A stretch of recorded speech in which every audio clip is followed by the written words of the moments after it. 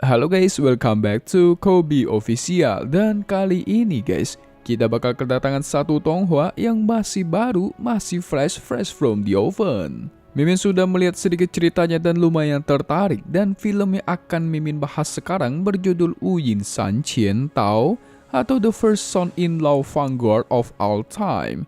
Kalau diartikan ke dalam bahasa Indonesia itu semakin menarik guys, yaitu pelopor menantu pertama sepanjang masa. Agak aneh bukan? Tonghua ini juga baru rilis pada tanggal 27 Maret tahun 2022 kemarin. Ini mendapatkan total sekitar 10 episode saja. Cukup singkat sih guys, tapi tidak apa-apa lah ya. Wuyin San Qian Tao ini menceritakan soal cerita kisah seorang pria yang bernama Xu Wuzhou yang melewati ruang dan waktu. Dirinya cukup terkejut karena mengetahui kalau dia telah menjadi menantu orang yang sangat terkenal. Dia juga tidak hanya dikenal sebagai cacing sampah, tetapi hebatnya juga, di malam pertama pernikahan dirinya malah berbaring di tempat tidurnya pelacur. Mantap bener gak guys?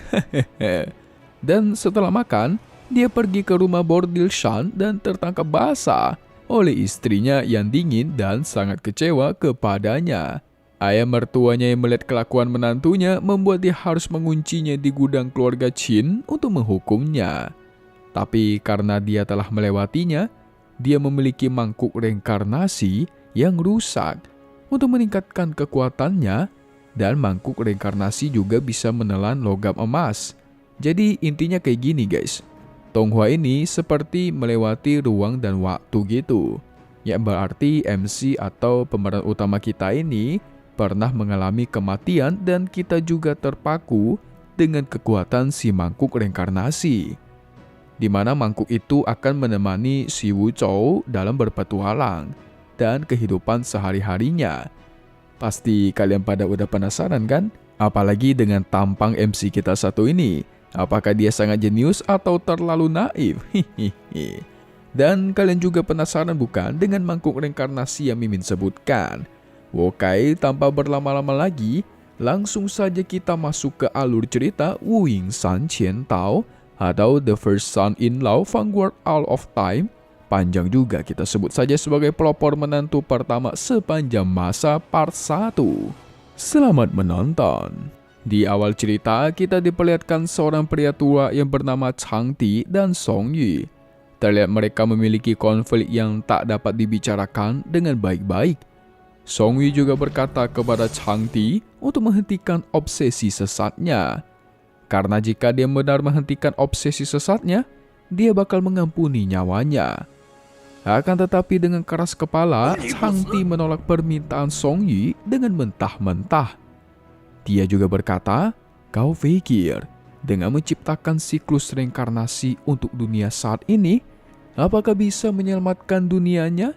Itu adalah mimpi yang terlalu tinggi.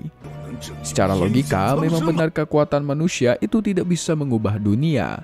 Sekalipun itu dewa, tidak mungkin bisa guys.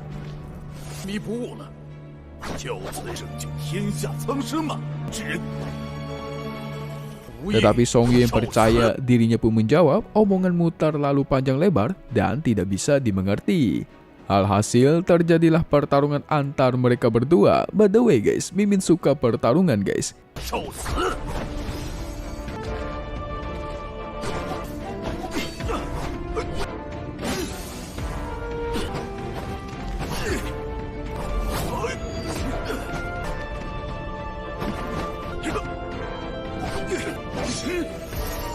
Selama pertarungan, kekuatan mereka cukup seimbang, dan Chang Ti pun mengeluarkan guntur ungu 9 pedang, di mana kekuatan itu memunculkan portal yang berisi 1000 pedang. Tapi Song Yu terlihat sangat menikmati pertarungan itu, di mana dia tidak mengeluarkan teknik apapun untuk menghadapi guntur ungu 9 pedang.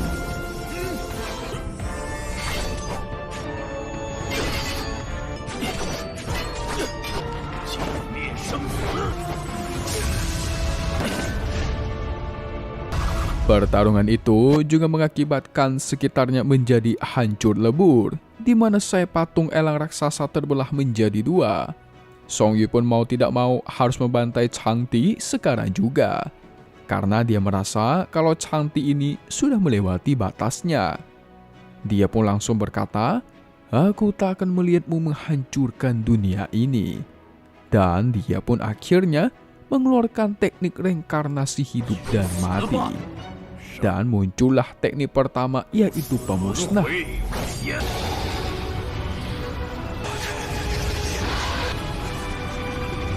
Seketika dia mengeluarkan 2 roh naga berwarna merah dan biru.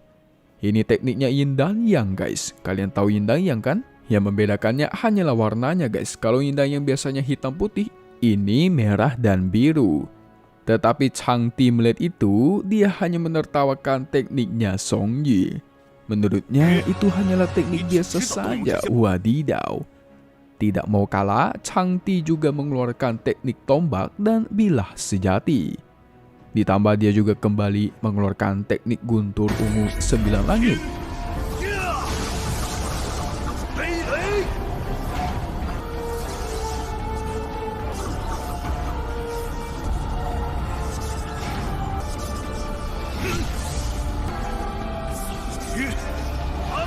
Dan terjadilah bentrokan kekuatan yang sangat besar.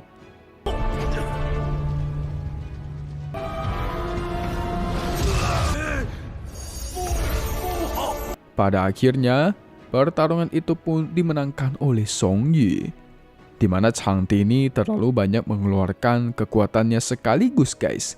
Sehingga kekuatannya itu malah berbalik kepada dirinya. Dan kita pun akhirnya melihat sosok dari mangkuk reinkarnasi. Di mana Song Yu ini mengeluarkan mangkuk reinkarnasi untuk melindungi dirinya. Mimin kira mangkuk reinkarnasinya kecil seperti mangkuk nasi, ternyata segede gaban guys. Setelah kejadian itu, Song Yu juga sudah merasa dirinya akan menemui ajalnya. Karena mangkuk reinkarnasinya juga tidak bisa menghentikan bentrokan kekuatan itu. Tetapi tak lama dari itu, Song Yu melihat ada roh seorang pria yang sedang bertebangan tanpa arah. Dugaan Mimin ini adalah MC kita guys. Song Yu melihat itu pun terkejut karena ada jiwa yang berkeliaran di tempat kehampaan. Seharusnya itu memang tidak bisa dimasuki oleh siapapun guys. Mau tidak mau, Song Yu pun menyelamatkan jiwa itu. Dan jiwa itu langsung berubah menjadi sosok pria yang culun guys.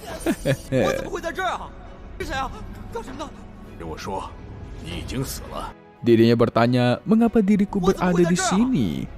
Tetapi Song Yu langsung menjelaskan kalau dia sudah meninggal dunia. Wadidaw, itu semua karena jiwanya sudah melayang melewati tempat kehampaan. Berarti dia sudah meninggal dunia. Namun dengan beruntungnya Song Yu bisa menyelamatkannya dengan memberikan mangkuk reinkarnasinya. Dan pria tersebut akhirnya mengingat dirinya yang meninggal dunia. Diakibatkan dia menyelamatkan seorang anak yang sedang tenggelam. Tetapi dia malah ikut-ikutan meninggal dunia guys. Aduh. Tetapi Song Yu tidak menghiraukan keluhan dari pria itu. Dirinya pun langsung berfokus untuk menyiapkan teknik terakhirnya. Karena dia harus mengajari soal pedang kesunyian dan ramuan obat Yin dan Yang kepadanya. Seketika, sebuah gulungan yang berisi teknik itu langsung memasuki tubuhnya. Di mana pria itu mewarisi pedang kesunyian miliknya Song Yu.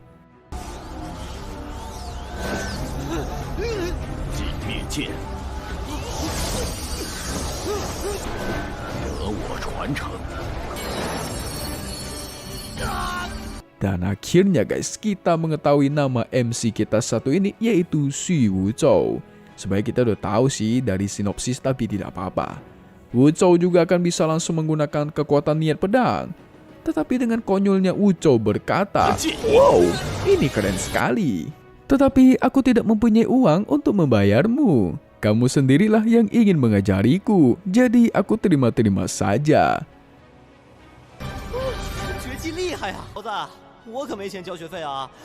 Tapi ketika dia berbalik badan, sebagian tubuh Song Yu sudah mulai menghilang. Tak ada waktu untuk menjelaskan panjang lebar, Song Yu pun menjelaskannya secara singkat. Dirinya sudah tidak bisa melakukan reinkarnasi, dikarenakan jiwanya sudah terluka sangat parah. di mana tubuh dan jiwanya akan hancur.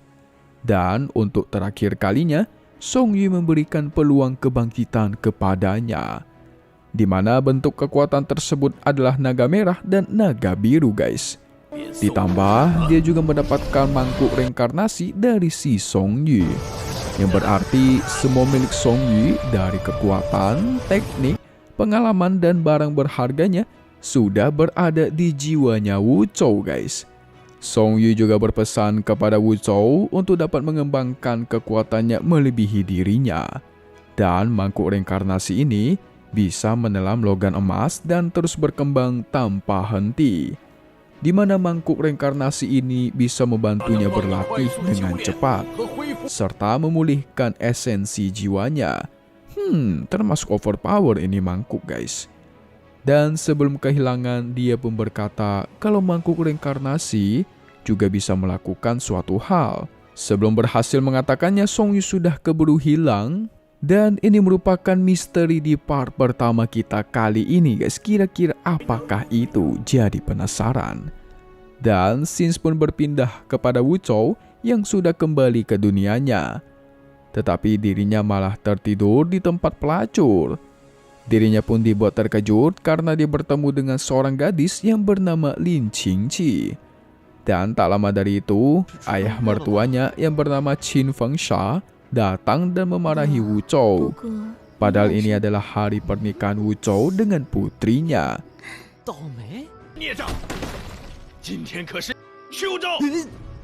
Namun dia malah asik bermain dengan wanita di rumah bordil. Wadidaw. Mendengar itu membuat Wu Zhou menjadi sangat terkejut. Ditambah masalah semakin rumit, karena Li Qingqi juga bersandiwara seakan-akan Wu Zhou ini telah memakainya. Baru muncul udah kena jebakan Batman dia guys.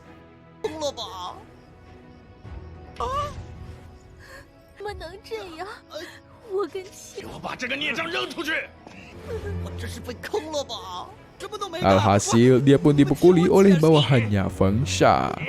Sementara itu di tempat pernikahan, keluarga Qin sedang menyambut para tamunya.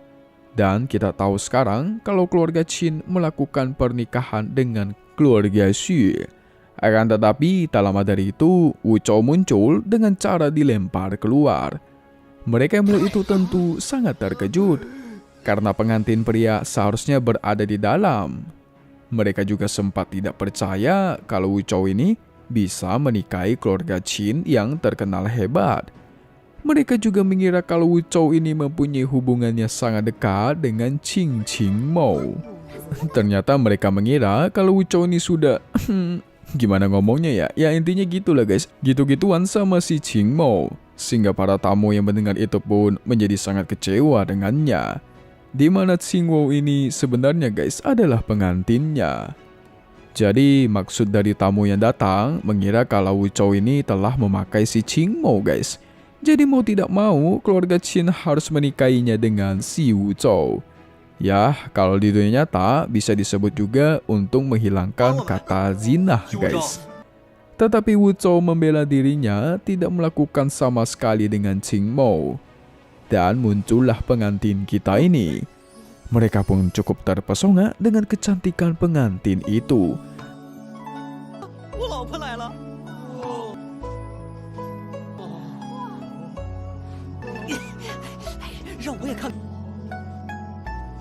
Tapi jeng mukanya malah seperti emak-emak.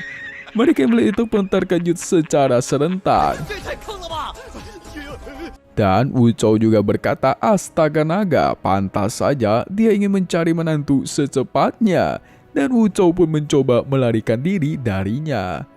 Tapi para bawahan dan tamu memaksa Wu Zhou untuk menikahinya sekarang juga. Bahkan dia sampai diseret-seret oleh mereka. Alhasil Wu Zhou pun berteriak minta tolong. Mimin di sini ketawa mulu ngeliat tingkah lakunya Wu Zhou nih guys. Tapi tenang dulu guys. Pengantinnya bukan emak-emak itu ternyata.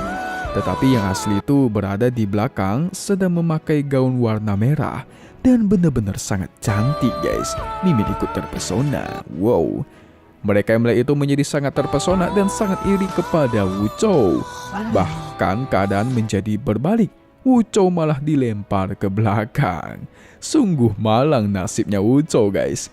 Dari pertama ingin niat baik menyelamatkan anak kecil, tapi dia sendiri malah ikut tenggelam. Hingga jiwanya yang terlempar difitnah oleh para gadis penggoda dan diremehkan oleh para tamu. Tetapi keberuntungan Wu Chou ini tidak main-main, guys. Di mana kesialannya malah membawa keberuntungan baginya. Seperti jiwanya yang telah mati dan terlempar ke tempat hampa, dia malah bertemu dengan si Song Yi dan memberikan semua yang dia punya kepada si Wu Chou. Jangan main-main, guys, Song Yi ini sangat kuat. Bahkan dia ingin mengubah dunia, guys. Serta Wu Chou juga mendapatkan pengantin yang sangat cantik rupanya. Ditambah dia juga menikah dengan keluarga Qin yang sangat terkenal. Sedangkan keluarganya ini berasal dari keluarga biasa-biasa saja. Dan kekuatan Wu Chou ini bisa dibilang pasti samalah dengan kekuatannya Song Yi. Walaupun tentu belum bisa menggunakan sepenuhnya. Kita melihat ada teknik pemusnah reinkarnasi kehidupan dan mati, serta peluang kebangkitan itu pasti sama. Dan ada mangkuk reinkarnasinya. Tetapi ya kembali lagi kepada Wu Chou. Apakah dia bisa mengembangkan kekuatan itu? Dan untuk Tonghua ini Mimin kasih jempol, 2 jempol, enggak, 4 jempol. 2 di tangan, 2 di kaki. Karena dari alurnya sudah bagus dan ada scenes bertarung ditambah scenes kocaknya itu nggak main-main, guys. Dan semoga di episode berikutnya kita diperlihatkan teknik baru dari Wu Chou dan tingkah laku konyolnya yang bakal menghibur kita semua. Oke, kalau gitu selesai dulu sampai di sini. Wu Ying San Qian Tao, nantikan update part 2-nya dan pastinya hanya di sini, guys. Kobe Official. So thank you buat kalian semua yang udah nonton dan selalu support kedua channel Mimin. Semoga kalian semua sehat selalu. Dan Mimin mohon pamit undur diri dulu. Alright then, we will see you in the next video. Bye bye.